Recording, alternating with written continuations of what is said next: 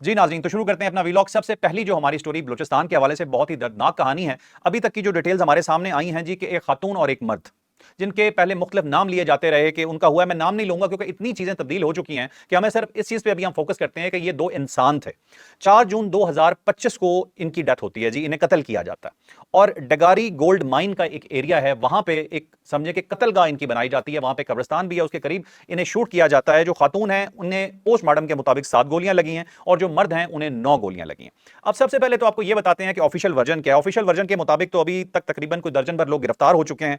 और इसके अलावा जो हमें ऑफिशियल जराए बता रहे हैं वो ये कह रहे हैं कि इनका आपस में कोई अज़दवाजी ताल्लुक नहीं था। जो बात इससे पहले की जा रही थी वो वैसा नहीं है, लेकिन ये नहीं बताया गया सरकारी सतह पे कि एक्चुअली में फिर इन्हें मारा क्यों गया, इनका कसूर क्या था। ये हमें अभी तक डिटेल सरकारी सतह पे अवेलेबल नहीं हो रही हैं। लेकिन इससे पहले जो हम सुनते रहे वो क्या था जी, वो ये था जी कि 1.5 साल पहले इनकी शादी हुई थी और खातून की उम्र को 24 साल है, मर्द की उम्र 32 साल है। और उन्हें वापस बुलाया गया धोखे से और एक जरगे में फैसला किया गया उनके खिलाफ, और उसके बाद उन्हें वहां पे शूट कर दिया गया। और कत्ल करने वाले जो लोग थे वो इनके अपने लोग थे, जो कि इन खातून की फैमिली थी उसकी तरफ से थे। फिर एक और कहानी सामने आई कि 6 माह पहले इनकी शादी हुई थी और फिर इसी तरह से इन्हें वापस बुलाया गया जरगे के अंदर, और इन्हें ऑप्शंस दिए गए मुख्तलिफ। एक तो ऑप्शन ये इन्हें दिया गया कि आपको हम ये इलाका बदर कर देते हैं, आप यहां से चले जाएं। लेकिन उसके बाद इन्हें कहा गया खातून की तरफ से कि आप कॉल दें इस चीज के ऊपर, वादा करें कि आप हमें कुछ करेंगे नहीं और अब जो कह रहे हैं वो पूरा करेंगे। तो उस पर कहा गया कि सरदार साहब ने, जो उनके सरदार साहब गिरफ्तार भी हुए हैं, उन्होंने ये कॉल भी दे दिया कि हाँ जी आपको कुछ नहीं कहा जाएगा, लेकिन उसके बाद रस्ते में ही उन्हें मार दिया गया। एक कहानी ये भी सामने आई। उसके अलावा फिर एक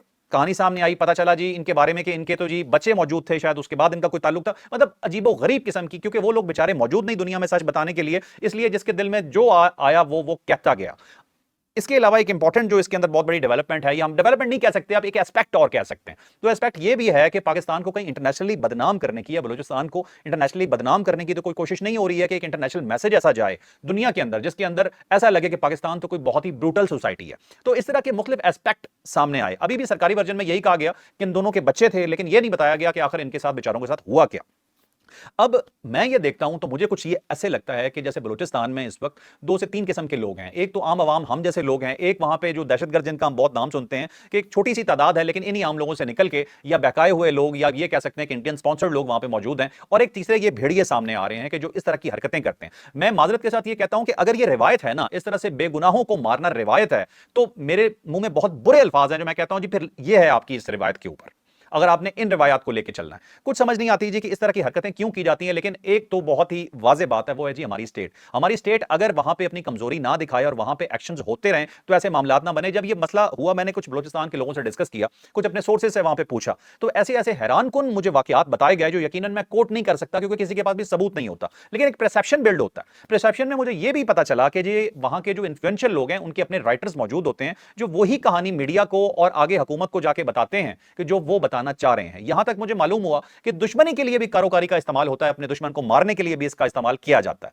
लेकिन अब इस सिलसिले में कभी भी कोई मुद्दई सामने नहीं आएगा क्योंकि हर एक को अपनी जान का खतरा होता है। लेकिन एक चीज वाज़ेह होती है कि स्टेट को बहुत सख्त किस्म के एक्शन की बलूचिस्तान में जरूरत है। अगर स्टेट ये एक्शन नहीं करती है तो यह बिगाड़ इसी तरह से जारी रहेगा। अब ये जितनी कहानियां मैंने आपको बताई, जितनी बातें मैंने आपको बताई, इसका नतीजा सिर्फ एक ही है कि 2 बेगुनाह अपनी जान से गए। लेकिन अभी तक हम ये भी जानने से कासिर हैं कि उन बेचारों का कसूर क्या था, उन्होंने किया क्या था कि जिसकी वजह से उन्हें यह सजा मिली, जिसकी वजह से यहां तक कहा गया कि उस खातून के पास कुरान पाक मौजूद था और वो कुरान पाक से बताती रही उस सरदार को कि भाई, यहां माजरत खाऊं एक चीज आपको और बताना भूल गए, कहानी में यह भी एक एलिमेंट शामिल किया गया था कि जो वो सरदार साहब थे, उन सरदार साहब को उस खातून ने मुखातिब करके यह भी कहा जब जरगा हो रहा था या उनसे मुलाकात हो रही थी कि मैं किसी पे इल्जाम नहीं लगा सकती, क्योंकि उन्हें इल्जाम लगाने का कहा गया कि आप उस मर्द पे इल्जाम लगा दें, ये कहते हैं उस मर्द के मुतल्लिक कि जिसके साथ आपका नाम जोड़ा जा रहा है कि ये मुझे ब्लैकमेल कर रहा है। लेकिन उसने कहा जी मैं बहतान नहीं लगाऊंगी। उस औरत के पास कुरान पाक मौजूद था, अकॉर्डिंग टू सोर्सेज जो खबरें बता रही हैं हमें, कि जब उसे मारा जा रहा था तब भी वो कुरान के साथ थी और इन भेड़ियों ने उन्हें तब भी वहां नहीं छोड़ा। अभी गिरफ्तारियां हो रही हैं,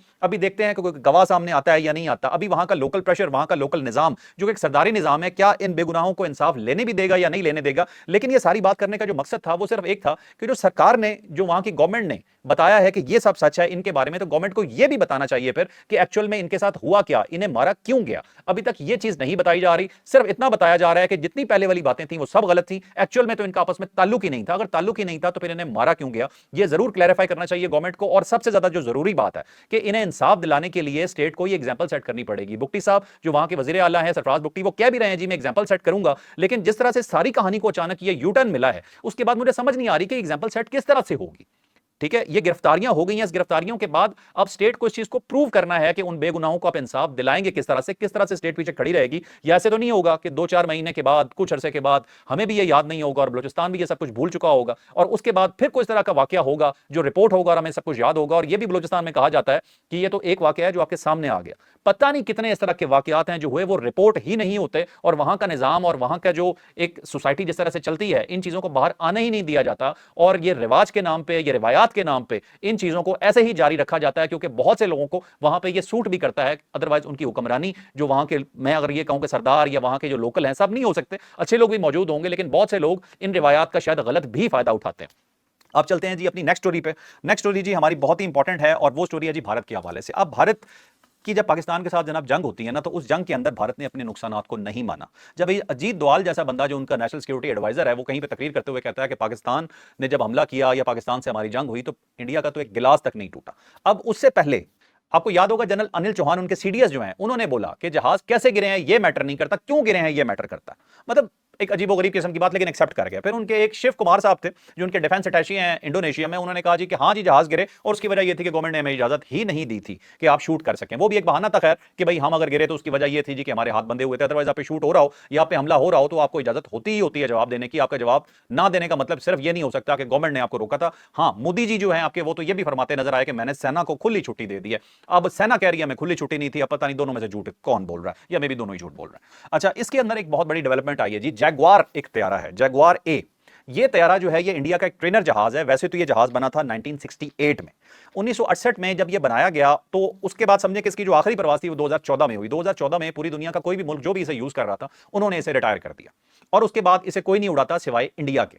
इंडिया में इसे फ्लाइंग कॉफिन कहते हैं, लेकिन वहां पे ये तैयारा अभी भी उड़ रहा है। वहां पे पिछले दिनों राजस्थान का एक एरिया है जोरो, वहां पे ये जैगवार गिरता है। जब ये जैगवार गिरता है तो इसमें बताया जाता है कि 2 पायलट्स जो हैं उनकी डेथ हुई है और जो उन पायलट्स के नाम है लोकेंद्र सिंह और रोशी राज, के इन 2 पायलट्स की डेथ हुई है उस हादसे में। वो इजेक्ट नहीं कर पाए और ये एक खबर इंडिया ने अपनी लगा दी। अब इसमें पॉइंट टू बी नोटेड जिसे कहते हैं ना, वो ये है कि ये जो जैगवार है, जैगवार ए इसकी जो कैटेगरी है, ये सिंगल सीटर तैयारा है। इसमें एक पायलट बैठ सकता है।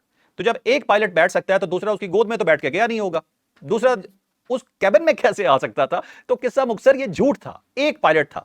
जब थोड़ा सा मजीद मैंने अपने सोर्सेज वगैरह से पूछा, मजीद कंफर्म किया, तो पता चला जी कि ये लखिंदर सिंह साहब जो हैं ये पायलट थे राफेल के। पाकिस्तान ने जब क्लेम किया, पाकिस्तान ने जब कहा इनके 6 जहाज हमने गिराए हैं जिसमें से 3 राफेल जहाज हैं, उन राफेल जहाजों में से एक का पायलट ये था। लेकिन वहां पे इन्होंने क्योंकि उस खाते में शो नहीं करना था कि वहां पे इसकी डेथ हुई है, इसलिए इन्होंने इसे शो कर दिया यहां पे। अब उन तमाम पायलट्स को और उन फौजियों को जिनकी डेथ हुई है पाकिस्तान के साथ जंग में, उसे ये अकोमोडेट करेंगे आइंदा आने वाले हादसों में, क्योंकि अगर उनकी डेथ कंफर्म नहीं की जाती तो उनके जो पेरेंट्स हैं या जो भी उनके लवाकिन हैं या उनकी बेवा है, उनकी वो पेंशन या उनके जितने भी ड्यूज हैं वो उन्हें कैसे दिए जाएंगे, कैसे बताया जाएगा कि ये अब इस दुनिया में नहीं है। तो इंडिया अब ये चाल चल रहा है जी अपनी ही अवाम के साथ, अपने ही फौजियों के साथ, कि उन्हें वो जो ड्यू रिस्पेक्ट उनकी कहते हैं ना कि एक जंग में थी जो उन्हें मिलनी चाहिए थी, वो भी नहीं दे रहे। उनके खाते पूरे करके अब एक वो पायलट जो कि राफेल का पायलट था उसे जैगुआर में शो करके उसकी डेथ कंफर्म की जा रही है। आपको याद हो तो जब पाकिस्तान और इंडिया की जंग चल रही थी तो उस वक्त एक जिक्र हुआ था एक कंपनी का जिसका नाम है मार्टिन बेकर। अब ये वो कंपनी है जो इंजेक्शन सीट्स बनाती है। जब ये हुआ सारा मसला तो उसके बाद उन्होंने 3 जो सीट्स थी, मतलब 3 जहाज जो थे उनकी सीट वेकेंट कर दी, कि मतलब ये नहीं है अब सीट्स मौजूद। लेकिन उन्होंने रीजन उसके बाद नहीं बताई, उन्होंने कहा बाद में बताएंगे। लेकिन उनकी वेबसाइट पे 3 सीटें जो थी वो मिसिंग थी, जो कि भारत मानने को तैयार ही नहीं था कि हमारा कोई जहाज गिरा है। लेकिन ये उस वक्त उनकी कंपनी ने ऑफिशियली अनाउंस कर दिया था। इंटरनेशनली पिछले दिनों में तो आपने देखा कि डोनाल्ड ट्रंप ने भी ये आके बता दिया जी कि हाँ जी 5 जहाज गिरे हैं कम से कम जो उनके नॉलेज में है। ऑल्दो कि हम कह रहे हैं कि 6 जहाज गिरे हैं, कुछ अरसे बाद शायद डोनाल्ड ट्रंप को ये भी पता चल जाएगा। लेकिन उन्होंने तो इंडिया की छेड़ी बना ली है। हर कुछ अरसे के बाद इंडिया को तंग करने के लिए कोई ना कोई ऐसा पंगा कर देते हैं कि जिसके अंदर उन्हें वहां पे आग लग जाती है। और उसको डोनाल्ड ट्रंप से भी बड़ी वो नफरत कर रहे हैं, लेकिन डोनाल्ड ट्रंप तक ने बता दिया। डोनाल्ड ट्रंप ने क्यों बताया? कभी आपने सोचा इस बात का? उसने कोई खबर पढ़ के तो नहीं बताया होगा कहीं से, या पाकिस्तान से पूछ के तो नहीं बताया होगा। उनके पास अपनी बड़ी स्ट्रॉन्ग एजेंसीज हैं, उन एजेंसीज की फीडबैक जाती है हर एक वाकये के बाद उनके सदूर को या उनके टॉप ऑफिशियल्स को, तो वो उसके ऊपर बिलीव करते हैं। ये अमेरिकन एजेंसीज की रिपोर्ट थी जो उन्होंने अपने सदर को दी और उनके सदर ने बता दिया। शायद जानते वो बहुत पहले से थे लेकिन वो बता नहीं रहे थे। लेकिन अब उन्होंने शायद मौका बेहतर जाना और उन्होंने इंडिया को दोबारा एक्सपोज कर दिया। लेकिन इंडिया अभी तक अपने पायलट्स नहीं मान रहा और इस तरह से इन खातों में वो अपने पायलट्स को शो कर रहा है। तो आप खुद सोच सकते हैं कि किस तरह का मुल्क है कि जो कि अपने, जिसे कहते हैं ना कि हम तो उन्हें नहीं कहेंगे उस तरह से, लेकिन इंडिया के लिए तो वो शोधा है, अपने शोधा को जो इज्जत नहीं दे सकता वो कैसे, मतलब किस किस्म के लोग होंगे, किस किस्म की वो गवर्नमेंट होगी। अब अभी आप खुद अंदाजा लगा लें जी कि वो किस तरह का मुल्क है या किस तरह की गवर्नमेंट है जो इस तरह की हरकतें कर रही है कि जो अपने फौजियों की ड्यू रिस्पेक्ट भी उन्हें नहीं दे सकती। अब जी हमारी आखिरी स्टोरी बहुत इंपॉर्टेंट स्टोरी है। पाकिस्तान बहुत अरसे से ये बात कहता आ रहा है कि बलूचिस्तान से जो है वो दरअंदाजी हो रही है पाकिस्तान के अंदर और बड़ी शदीद दहशतगर्दी हो रही है और पाकिस्तान की फोर्सेस पे मतलब कोई दिन ऐसा नहीं होता कि अटैक ना हो रहा। और अफगानिस्तान की सरजमीन मुसलसल इस्तेमाल हो रही है। आपने ये देखा कि वहां पे बीएलए के कैंप्स हैं, वहां पे टीटीपी के कैंप्स हैं, इंडिया उसे स्पॉन्सर करता है। बाकी भी हो सकता है कोई इंटरनेशनल कुव्वतें ऐसी हों जो हम ना जानते हो जो उन्हें स्पॉन्सर करती हैं, जो पाकिस्तान को खुशहाल ना देखना चाहते हो। लेकिन ये मानते अफगानिस्तान वाले कभी भी नहीं थे। अभी कुछ इस तरह हुआ जी कि एक डॉक्यूमेंट्स लीक हुए अफगान गवर्नमेंट के जो डॉक्यूमेंट्स लीक हुए, इसके बारे में पहले तो ये बता दूं, कामरान यूसुफ साहब ने इस स्टोरी को रिपोर्ट किया। बहुत अच्छे जर्नलिस्ट हैं और उन्होंने बड़ी डिटेल से और बड़े अच्छे तरीके से बताई। और ये कैसे जर्नलिस्ट हैं कि इंटरनेशनली खबर इनकी 100% ऑथेंटिक होती है। इसलिए मैं स्पेशली उन्हें कोट करके ये बता रहा हूं कि उन्होंने कुछ चीजें इसके अंदर एलेबोरेट की। जो पूरी डिटेल ये है जी कि 30 लोग पहले शामिल हुए जो अफगानिस्तान से ताल्लुक रखते थे, जिनके पास नौकरियां नहीं थी, उन्होंने टीटीपी में शमूलियत अख्तियार की। तो अब इस पॉइंट पे जरा गौर कीजिए कि नौकरी नहीं है तो इसका मतलब है टीटीपी के पास पैसे हैं, जो उन्हें नौकरी दे रही है, जो उन्हें पैसा दे रही है। ये पैसा उन्हें कौन दे रहा है टीटीपी को?